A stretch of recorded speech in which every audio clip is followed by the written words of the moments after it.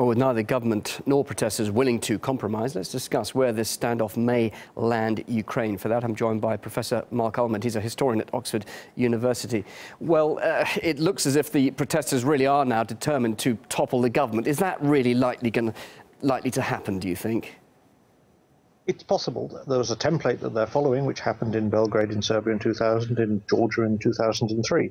Storm public buildings, hope to face a demoralized government. And it has to be said that the president of Ukraine has zigzagged so much, not just over Europe, but even over the question of policing. It is not quite clear whether he had either the stomach or the intellect to control the situation.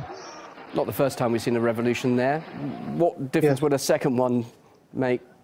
Well, this seems to be the great tragedy of Ukraine, doesn't it? That a generation ago, Solzhenitsyn told us that no nation can learn from the experience of another nation, but it would seem that the Ukrainians can't learn from their own experience.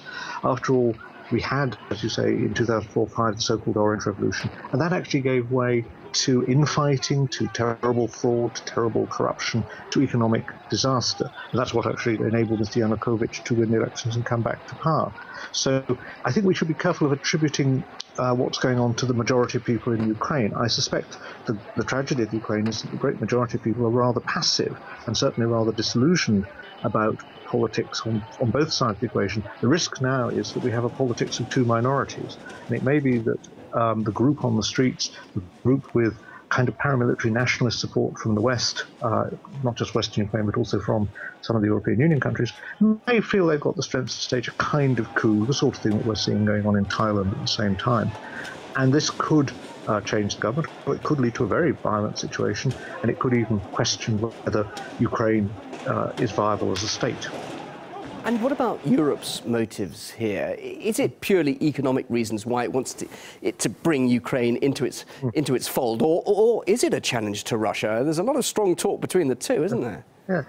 I think sadly for Ukraine, this is part of its economic difficulties. There is relatively little to attract it to Europe. After all, what do they produce that the Europeans don't already have? We have a huge agricultural sector, we have a heavy industrial sector, and so on.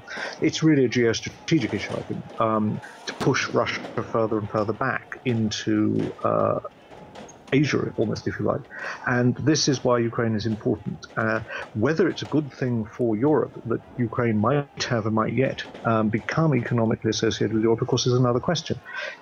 If we think about it, countries like Romania and Bulgaria, even Poland, Lithuania, where the summit was, have seen massive migration of their ordinary people into Western Europe, pushing down wages, making social problems that exist in Britain, in Germany, in France and so on, Spain and Italy too, worse than they might otherwise be, a reflection of the deep economic crisis that has afflicted these former communist countries.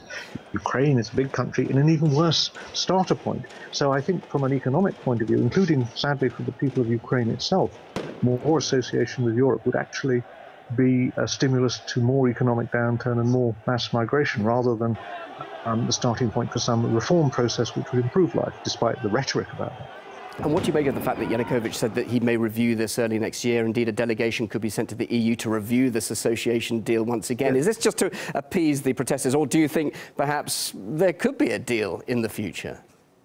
Well, I think in addition to the protesters on the street, there are also some economic interests in Ukraine who think they would benefit from this. I think if we look at the society as a whole and the economy as a whole, I think it's open to question. So Yanukovych may be trying to calm the situation by saying this. He may also think that it is to his advantage. After all, he faces the problem that the most politically organised group, as I say, not necessarily a majority of the population, but the decisive group, may be the pro-European lobby for various reasons, including, of course, the very generous amounts of financial assistance that come to that group. And so he may be hoping to calm them. But I think, in a sense, if he doesn't listen to what they say, he should, because essentially they're saying that he is already toast, that they protest about Mrs. Tymoshenko being in prison, but they intend to put him in prison and his supporters. And so this is part of the problem of the heightened tensions in Ukraine. Once you begin to have one group saying that the other side of the equation are traitors, are enemies of the people, the danger is, of course, that those people have nowhere to go. You begin to create the atmosphere of a civil war rather than of a civil debate. Just finally, Brussels, it was very surprised when they made this U-turn and decided not to join up with this agreement. Is it worried about losing face over this, or is there more to it, just finally? Well, I think Brussels and the West in general would prefer to be the winners out of this, and they hope that Mr. Yanukovych will shoot himself in the other foot, having, as it were, not handled this crisis very well so far, that he will try to curry favour back with Brussels. But I don't think that would rescue him. Maybe, sadly, there is nothing that can rescue the Ukrainian situation easily or simply. Professor Mark Almond, historian at Oxford University. Thank you very much indeed. Great to talk to you. Thank you. Bye-bye.